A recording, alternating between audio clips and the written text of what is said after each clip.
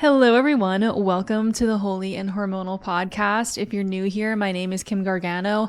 I created this podcast as a safe space for us to approach periods and our hormones from a Christian perspective.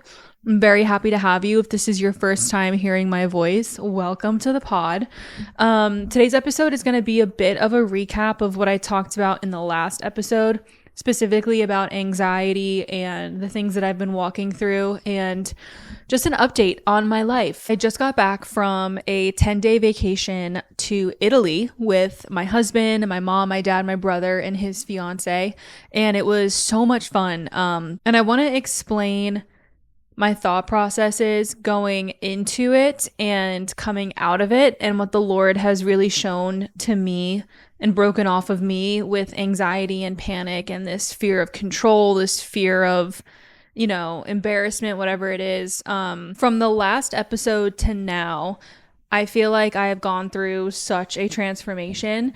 The last time we spoke, I was kind of still in the thick of the anxiety attack that I had in September and climbing out of that pit and just kind of learning how to regulate my nervous system and work with holistic doctors to figure out if there's anything else going on. My mindset going into this trip to Italy was not the best. I was very scared to be out of my routine. I was very scared to be on such a long haul flight, feeling trapped, not having as much access to food. I was scared about the time change, and this was in the thick of my luteal phase. So we left maybe like 4 days out from my period and came back the day that my period stopped. So like on paper, this was like the worst time to have such a big trip like this. But what the Lord has done through it is incredible. And I'm so proud of myself because I had zero expectations. I was taking my anxiety meds with me. I was like preparing for the worst. I was looking up hospitals nearby in case I needed to go to a hospital, which like I never would have needed to. But I was very anxious going into it. And this was a trip that my dad, it's his bucket list dream trip to take his family to Italy. And see where we're from. We're Sicilian and Calabrian. So it was really incredible to see my dad's dreams come true on this trip. So there was the added pressure of like, I don't want to be like the downer of the group. If I am tired one day and I need to stay back, I don't want people worrying about me. Like, I didn't want to be the one to ruin the trip for everyone else. So I just felt so much pressure to be perfect and pressure to not ruin anyone's day and pressure to feel perfect. And I was just like kind of a nervous wreck going into it. But as I was in the airport going to Italy, I picked up this book, Don't Give the Enemy a Seat at Your Table by Louis Giulio. I don't know how to pronounce his last name. But I picked up this book and I read this book on my entire trip. And we are going to dive into this because this book is probably one of the top 5 outside of the Bible books that have impacted my life in a way that I can't even explain. Like, it changed my life, genuinely, this book right here. The trip was beautiful. Oh my gosh, the food was amazing. I was able to digest the gluten. I kind of like stayed away from it for the first like 5 days because I was just adjusting to the new time zone and felt off already and didn't want to add another layer on top of me already feeling kind of off. But I was able to digest the gluten. It was so good. Oh my gosh. I was eating all the bread, the focaccia, the pastas, the pizzas. Oh my goodness. It was just amazing. And there was maybe one night where my PMS was really bad and we were on a boat. I was just like really like seasick and there wasn't enough food and I was like going hypoglycemic. I felt really shaky and anxious and I just like kind of like crashed out. I had one day when I crashed out and then the next day I got my period and I was like, yeah, that makes total sense. Thank you, Jesus, that joy comes in the morning. So I was really proud of myself because looking back on the past month, this last month that I had compared to this month, I am leaps and bounds and so much better. My holistic doctor put me on my holistic doctor put me on progesterone cream and also Vitex, which is basically like a holistic way of having your HPO axis work a little bit better and communicate better. So I was taking progesterone and this Vitex simultaneously, and like immediately I started feeling so much better and so much more supported in the luteal phase and the travel, and also starting these new supplements and things. Like, it did kind of throw my body off a little bit. Like, I was spotting brown for 3 days before I actually started like bleeding red, and even my regular flow was really light, but I had clots, and it was just like, it was a weird period. But my doctor said that that's kind of normal for the time zone changes and also just like starting all this new stuff. So I'm going to continue to keep taking them because I feel the difference mentally. And also, what was interesting, there's like a big buzzword around MTHFR, like this MTHFR gene. It's basically a gene that if you have the MTHFR gene, you have a harder time methylating vitamins. So you have a harder time getting the fullness of a vitamin or nutrient. And I always thought I had the MTHFR gene. I still don't know if I do or if I don't, but I've been taking methylated vitamins for a really long time. So instead of folic acid, I was taking methylfolate. And I've been taking prenatals for a while, and my Dutch test results showed that my methylation rate was like through the roof. Like, I was methylating so fast. And my doctor was like, this could be driving a lot of your anxiety too, because if you're methylating at this rate, like, your body's like the speed at which my body is moving internally is too fast. So we took those away, and I feel so much better in terms of anxiety. Like, I feel like I have so much better of a grip when I start to feel anxious. I don't feel anxious for no reason anymore. So I think like the methylated vitamins had a lot to do with driving a lot of the anxiety. So if you're listening to this and you're like, oh, that's interesting, I would get tested for the MTHFR gene, because I had no idea that people who don't have the gene, or that people shouldn't be taking methylated versions of vitamins if they don't need to. So if you don't know, I would get checked. But anyway, all that to say, I feel so much better this month compared to last month, and I feel like I'm finally coming out the other side of this wilderness season, of anxiety and depression and confusion and just like purposelessness, if that's even a word. So we spent 10 days in Sicily, and the last day that before we flew back home, we had a layover in Rome for a night. And in Rome, my husband and I wanted to see the prison where Paul and Peter were kept. And that moment truly marked me.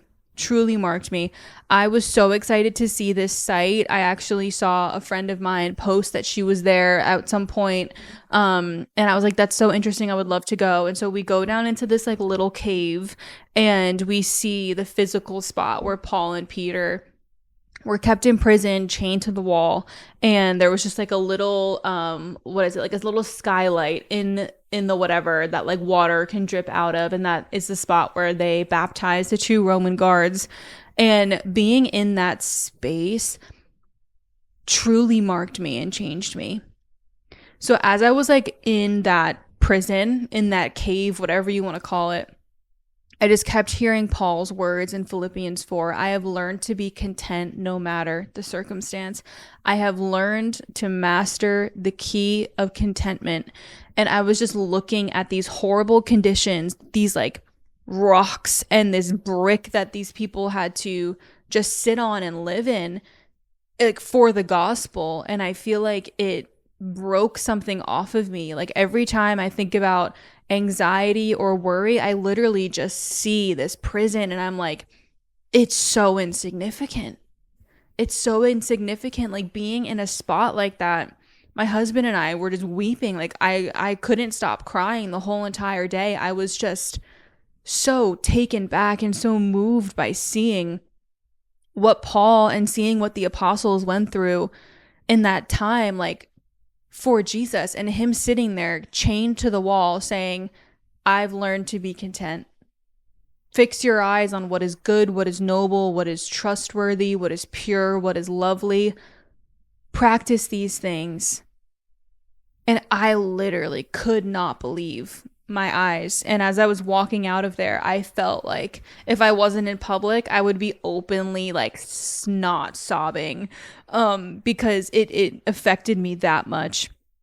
And later that night, I read a passage in this book, Don't Give the Enemy a Seat at Your Table, that I'm going to read to you. And it's going to convict you. It's going to slap you in the face. It may offend you, but that's because it's true.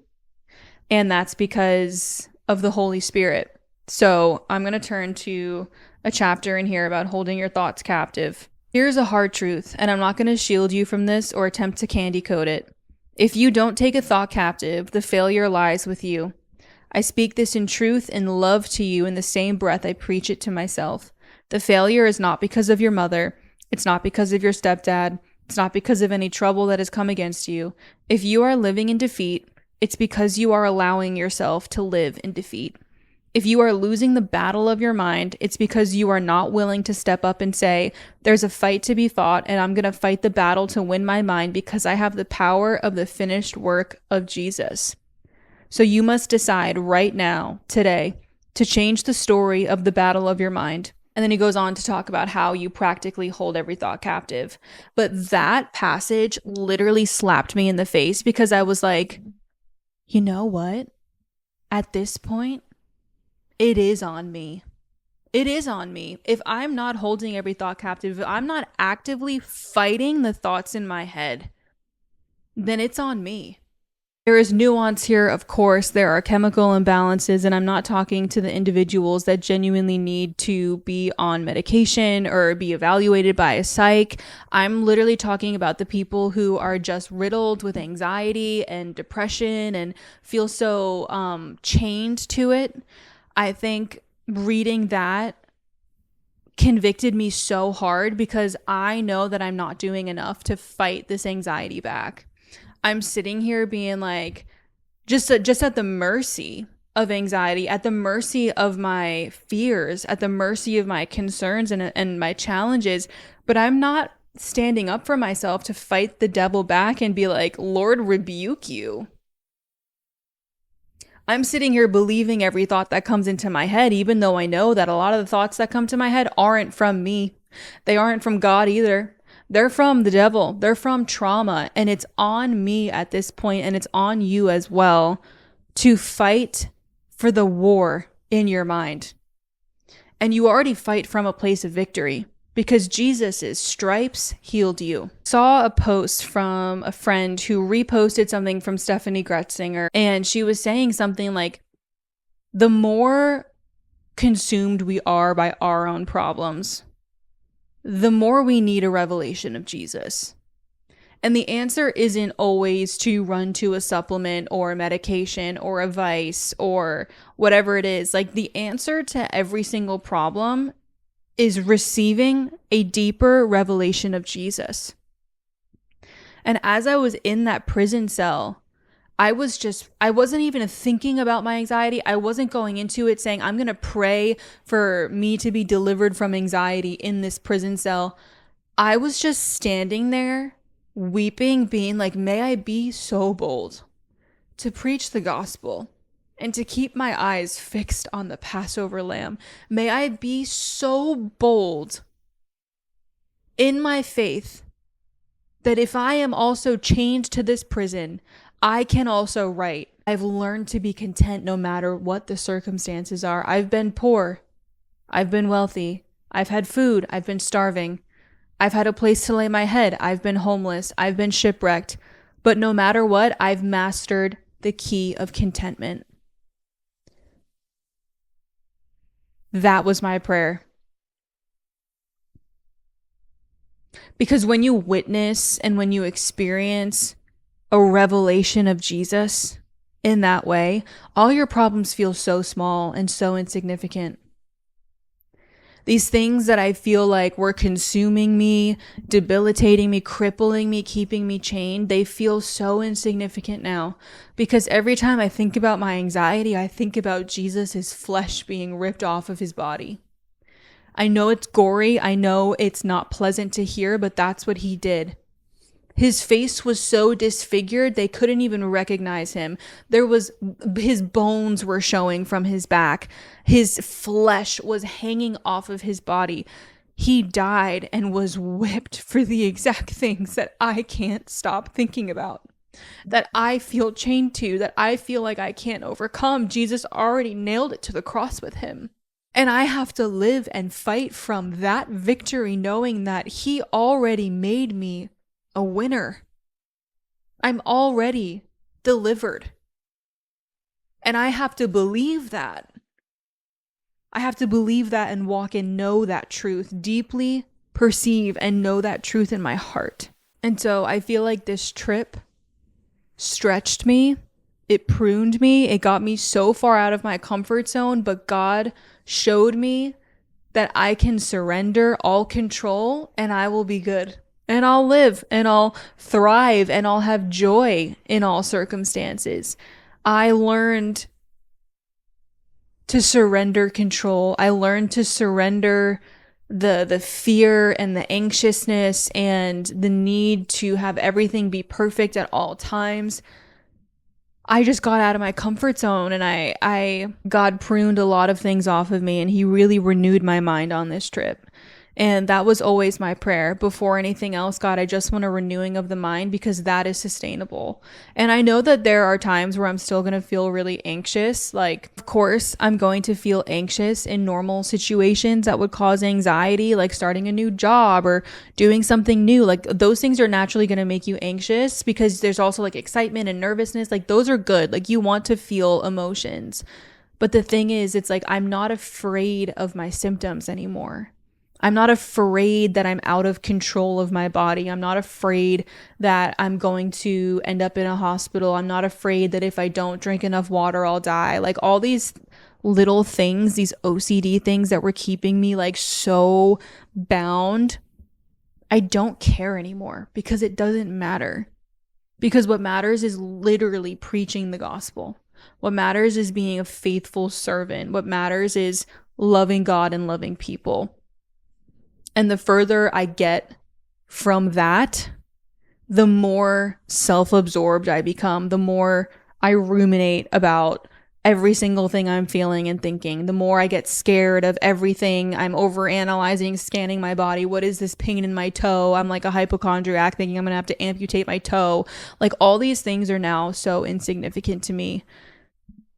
And it's been incredible. Truly been incredible. I want to read Philippians 4 again very quickly. Philippians, Ephesians, Colossians, and Philemon, I believe, are the prison epistles. So in that prison that I saw with my husband, could have been when he wrote any one of those books. And obviously, you know, Philippians 4 has completely changed my life recently. I rejoice greatly in the Lord that at least you renewed your concern for me. Indeed, you were concerned, but you had no opportunity to show it.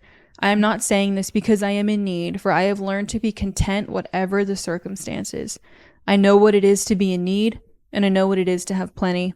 I have learned the secret of being content in any and every situation, whether well-fed or hungry, whether living in plenty or in want. I can do all things through him who gives me strength. So my prayer for you is that when you listen to that verse, when you pray Philippians 4, the moment you feel anxious or scared or out of control, or you feel like you're spiraling, I need you to think about Paul being chained to a dark, pitch black prison, writing these words in the worst circumstance probably humanly imaginable. And I also need you to think about Jesus on the cross, his body, his blood poured out for you and for me, because that is what will put everything back into perspective. Anyways, I'm so proud of myself for everything that I've been through these past few months, coming out of it now, living in answered prayers, finally feeling like I have hope and joy again. I'm just really humbled and really proud of myself and my body for just being so amazing. And I feel like I fell in love with Jesus more through all of this. And if I had to do it again, I would. Because every single time I go through deep suffering, I know that the woman I'm going to be on the other side of it is someone that I couldn't even have prayed enough for. And every challenge, every obstacle, every moment of suffering gives God more and more and more glory. And it's even more and more of a testimony. Last minute housekeeping things. I have a bunch of resources on hormones and wellness and all those things on my website. You can go to the link in my bio. I'll also put it in the show notes down below. I have a hormone revival guide. I have a cycle syncing sheet. And I'm also offering something called a hormone health protocol. It's virtual. You'll meet with me. I'll ask you questions and I'll basically create like a health plan for you. And that is all in the link in my bio if you're interested in that. And I think that is all for this week's episode. I will see you guys next time.